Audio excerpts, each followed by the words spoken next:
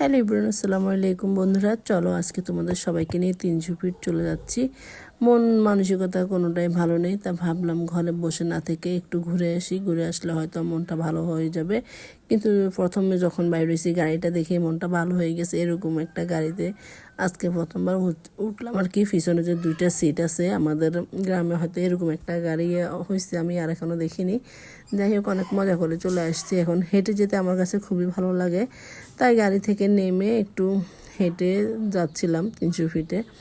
আর যেহেতু এটা সবাই 300 ফিট বলে, আমিও আর ব্যতিক্রম কিছুই বললাম না, আমিও 300 ফিট বলেই চালিয়ে দিলাম।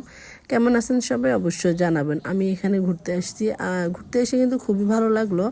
ভালো লাগারই কথা, যেরকম একটা ভিউ দেখলে কারই না ভালো লাগবে বলেন।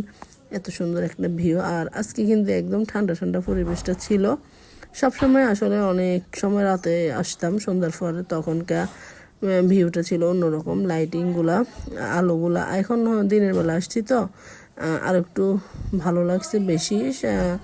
আলো আলো বাতাসটা খুবই পছন্দ করি, তাই সবসময় আলো বাতাসে যাওয়া আসা করার চেষ্টা করি। এখান থেকে দেখতেছি ওইখানে ডাব বিক্রি করতেছে, এখানে দাঁড়িয়ে একটু ভিডিও করতেছি, দেখলাম ডাব বিক্রি করতেছে।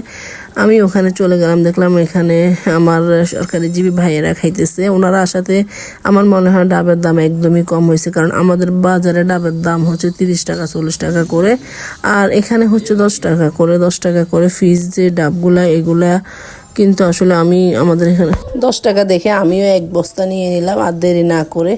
যত টাকা আসলে আমি আরও বেশি করে নেওয়া উচিত ছিল, যদিও কম হয়ে গেছে। আমি যদি জানতাম যে খেতে এরকম টেস্টি হবে, মজার ছিল কিন্তু ডাবগুলা, আমি আরও নিতাম তাহলে। যাই হোক, এখন কি করব, যতটুকু নিয়েছি অতটুকু শুকর আলহামদুলিল্লাহ।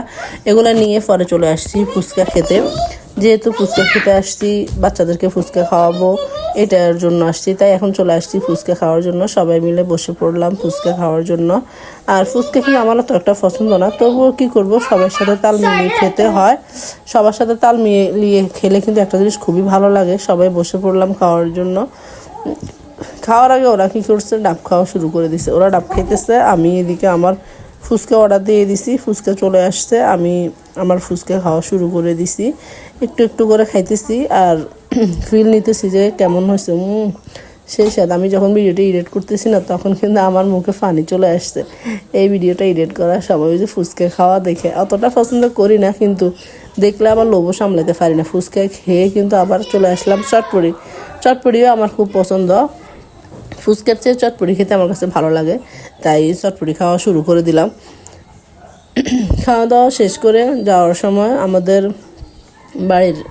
এক মামির সাথে দেখা হয়ে গেছে। আসলে যেখানে যাই সবার সাথে দেখা হয়ে যায়, সব আত্মীয় স্বজনরা সবাই একসাথে এক জায়গায়। আর অনেক আত্মীয় স্বজনের সাথে দেখা হয়েছে এখানে আসি। আমি যেখানে যাই, ঢাকার শেষ সীমানা গেলেও কিন্তু সব আত্মীয় স্বজনের দেখা আমার সাথে হয়ে যায়। আমি সবার সাথে একত্রিতভাবে হয়ে যায়, দেখা হয়ে যায়। সবাই ভালো থাকবেন, সুস্থ থাকবেন। আজকের ভিডিও এই পর্যন্ত। সবাইকে অনেক অনেক ভালোবাসা, আমার পক্ষ থেকে অনেক অনেক অভিনন্দন। যদি কারোর সাথে কোনো ভুল হয়ে থাকে বা ভিডিওতে যদি কোনো ভুল করে থাকি, অবশ্যই ক্ষমা করে দিবেন, ক্ষমার চোখে দেখবেন। ভালো থাকবেন, সুস্থ থাকবেন। আল্লাহ হাফেজ।